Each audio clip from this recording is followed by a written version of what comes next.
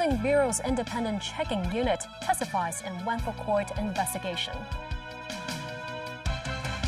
Foreign Minister Wang Yi meets with Iran's Abbas Araghchi in Beijing. The Pope says U.S. President Donald Trump is misrepresenting his views on nuclear weapons.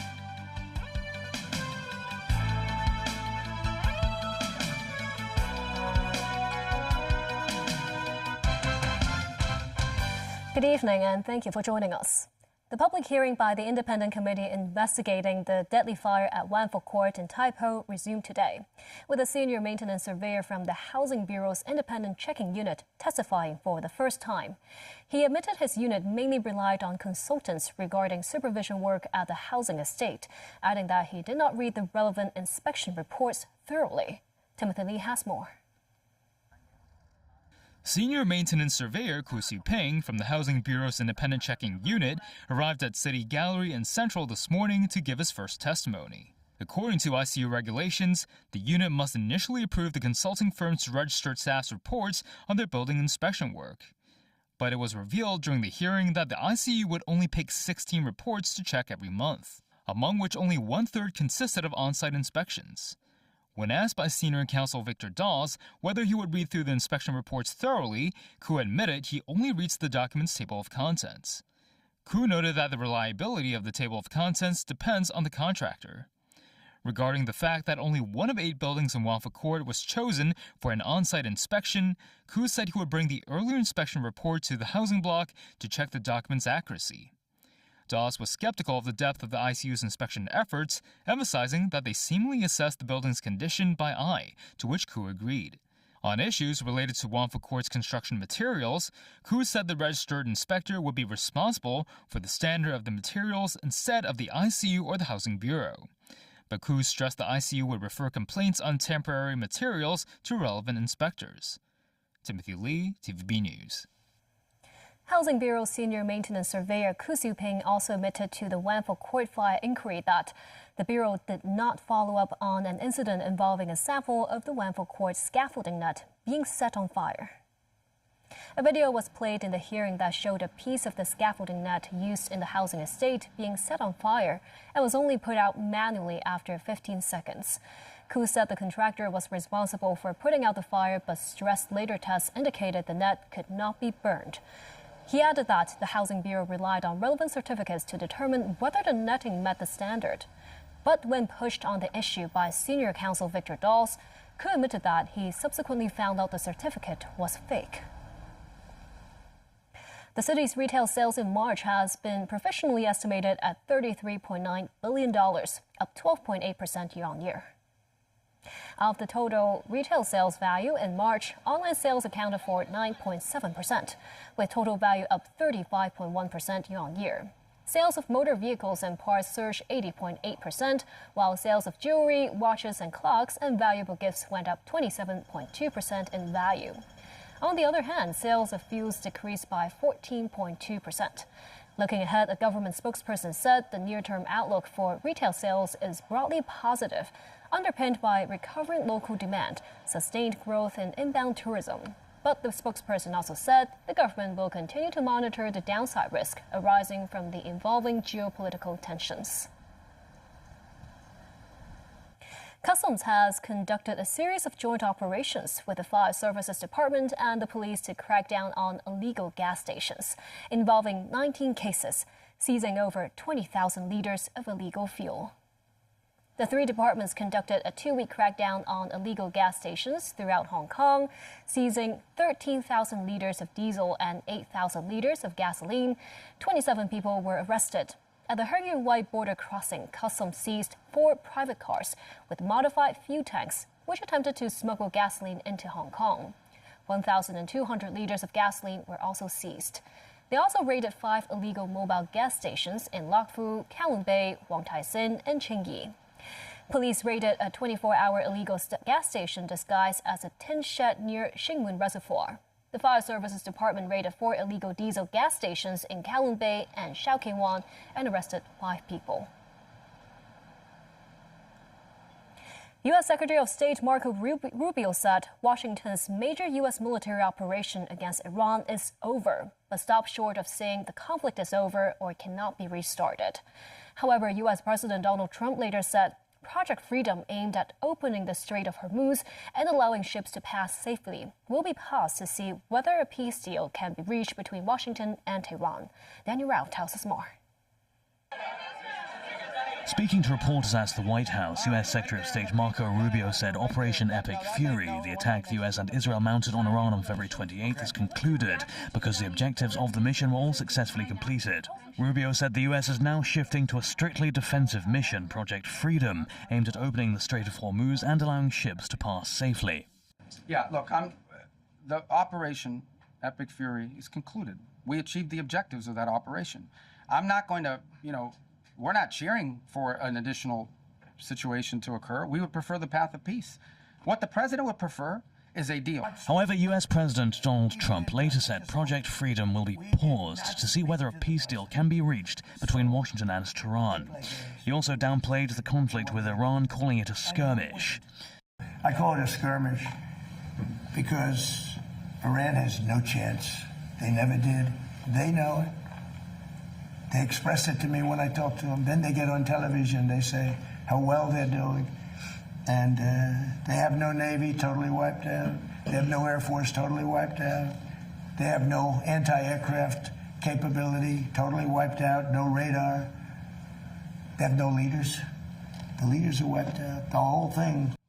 Trump also insisted Tehran wants to make a peace deal. Foreign Minister Wang Yi began a meeting with his Iranian counterpart, Abbas Araghchi, in Beijing Wednesday. Araghchi's one-day trip comes a week ahead of U.S. President Donald Trump's expected visit to Beijing for a summit with President Xi Jinping. Tracy Furness has more. Wang Yi shook hands and then hugged Araghchi. The Chinese foreign minister held talks with his Iranian counterpart at the Diaoyu Thai State Guest House in Beijing. On the agenda was the war between the U.S., Israel and Iran. In the meeting, Wang said, "We believe that a comprehensive ceasefire is urgently needed, that a resumption of hostilities is not acceptable, and that it is particularly important to remain committed to dialogue and negotiations." Wang Yi had spoken multiple times by phone to Araghchi, expressing China's support for a ceasefire and negotiations. Before his visit, Araghchi also stated that he would exchange views with Wang Yi on bilateral relations between China and Iran, as well as developments on the regional and international situation. This, as U.S. Secretary of State Marco Rubio said, he hopes Chinese officials talk to Iran about the Strait of Hormuz during their visit this week.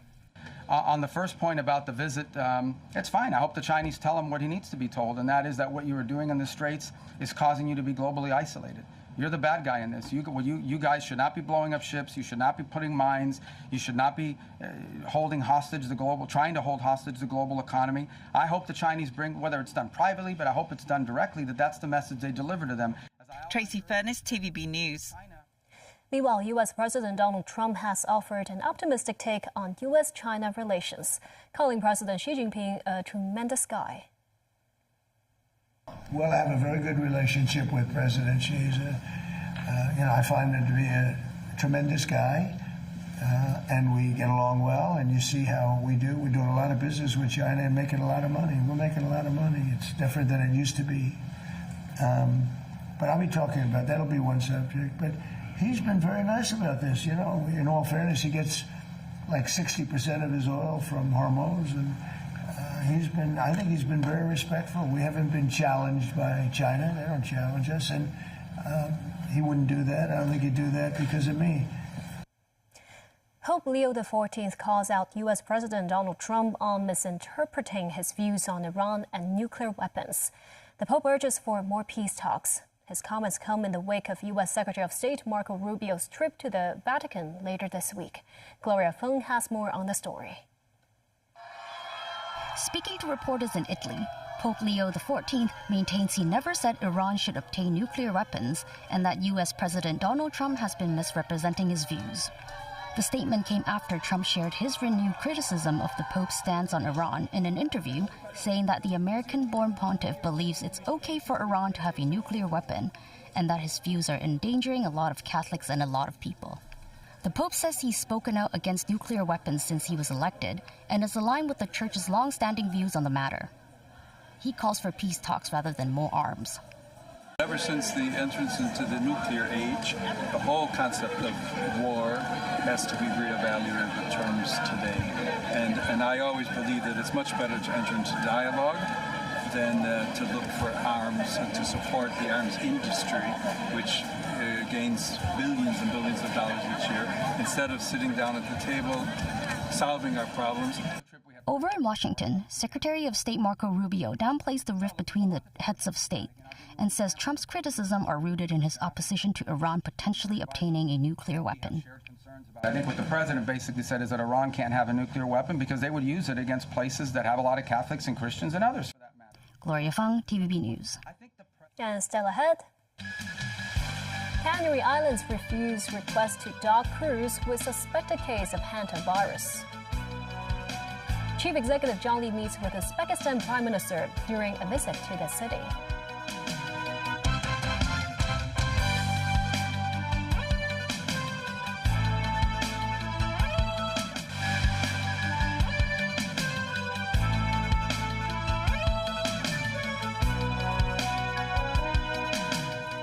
Welcome back. A plan to take the MV Hondias to Spain's Canary Islands may have hit the rocks. The leader of the Spanish islands is saying no to the Dutch ship's entrance. Meanwhile, an isolation area is being set up in Cape Verde for the cruise ship that carried passengers infected with hantavirus. This comes 2 days after 3 on board died and 3 others fell ill. Gloria Fung has more. Only a few have been allowed to disembark the cruise ship MV Hondias, sitting off the coast of Cape Verde, where suspected hantavirus has been detected. National Director of Health of Cape Verde, Angela Gomez, says an isolation area has been set up and a team of medical professionals have gathered to support the 84 passengers and 61 crew members trapped on the ship. 4 passengers were removed from the boat as of Wednesday morning. Another man reportedly infected on board has returned to Zurich and is being treated, the Swiss government confirms. A passenger currently on board says they're not in quarantine, but are being told by the World Health Organization to keep their distance from each other. She furthers that the atmosphere is relatively good given the circumstances, with some passengers wearing masks. The cruise ship has been waiting for help off the coast of Cape Verde in the Atlantic Ocean since Monday after 3 passengers died and at least 3 others left seriously ill in a suspected outbreak of the rare hantavirus. The Dutch ship was on a weeks-long polar cruise from Argentina to Antarctica. It remains unclear how an outbreak could have started, and the World Health Organization says it was investigating the situation. While the Spanish government had earlier offered to let the ship dock at the Canary Islands, the local government is saying no to the plan, and its leaders said the islands have not been given enough information. Gloria Fung, TVB News. 2 people have died in a shopping mall in North Dallas, Texas, when a man opened fire at 5 people. The shooting happened Tuesday in an area known as Koreatown in Carrollton. So we're shocked and we're mourning. This is something that doesn't happen often. Again, we're not immune to something like this happening. So we are waiting for the investigation to be concluded and get the details, more details. But at the same time, we want to try to see what we can do for the victim as well as help the community heal. Whatever that may be, try to get the community back on track into contributing economically. Police say it was not a random act of gunfire and that the victims knew the attacker. The suspect ran away but was later arrested. Agents from the FBI and another federal agency were among law enforcement at the scene. Back locally, the hospital authority has expanded subsidies for specialized blood cancer medication. An expensive oral targeted drug has been newly added to the government's designated drug category. Eligible patients using the drug will see their annual medication costs slashed from more than $250,000 to about $240. Timothy Lee reports. Patients afflicted by acute lymphoblastic leukemia or chronic myeloid leukemia generally require targeted drug therapy as part of their treatment. Since April, the hospital authority has reclassified dasatinib from a self-financed drug to a designated subsidized medication. Patients before had to shoulder around $250,000 to $500,000 annually for the drug. Now they cost just $240. The move is expected to benefit more than 400 patients.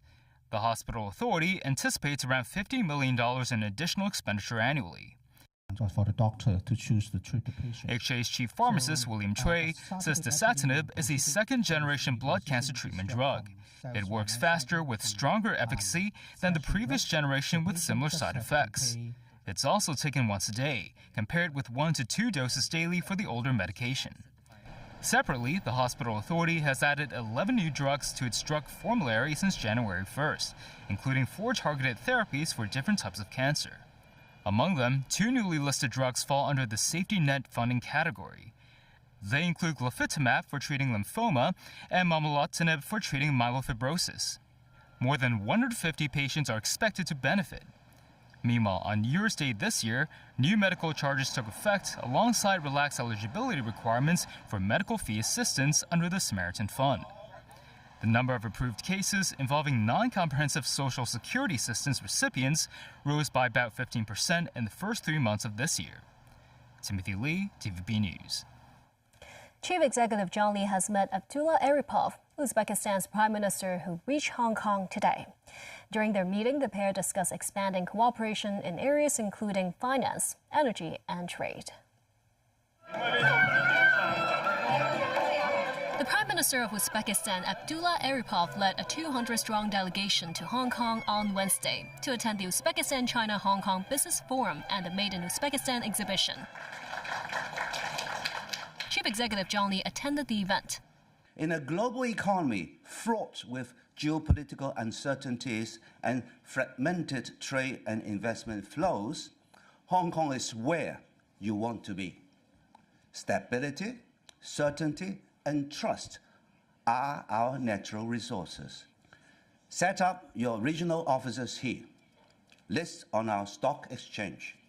Use our world-class professional services and reach every market, every corner of China and the world. Uzbekistan-Xitoy iqtisodiy forumida Aripov says Uzbekistan has introduced sweeping reforms in recent years and is reshaping the country into a more competitive and investor-friendly economy with easing foreign exchange controls and capital flows. He notes that bilateral trade with China has grown threefold over the past 5 years, with a target of reaching $20 billion this year. He also highlights some 90 mining and green energy projects in their Central Asian country worth a total of $2.2 billion, inviting Chinese and Hong Kong companies to participate in the key mineral extraction and energy development projects.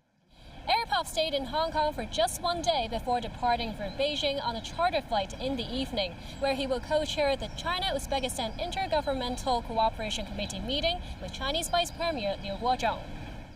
Earlier in the day, Chief Executive John Lee met Aripov at Government House. Both sides exchanged views on strengthening Hong Kong-Uzbekistan cooperation and deepening engagement under the Belt and Road Initiative. The government will gazette amendments on Friday to open up parts of the frontier closed area at Mai Po and Lin Ma Hang in Chateau Coq. Mai Po is a nature reserve, well known for its variety of birds. The Security Bureau says the amendment will remove the Mai Po marsh area from the frontier closed area boundary. The public will only need to apply for access from the Agriculture, Fisheries and Conservation Department and will no longer be required to obtain a closed area permit from the police. Following the setup of Robin's Nest Country Park, the government has already opened the specified frontier closed area section there in January last year on an exemption basis. The latest policy will turn that into a permanent arrangement, allowing the public to travel in and out of Lin Ma Hang in Chateau Coq on green minibuses. The 2 amendments will be tabled at LegCo on May 13th and aim to take effect on July 24th. And that's the news. Thank you for watching.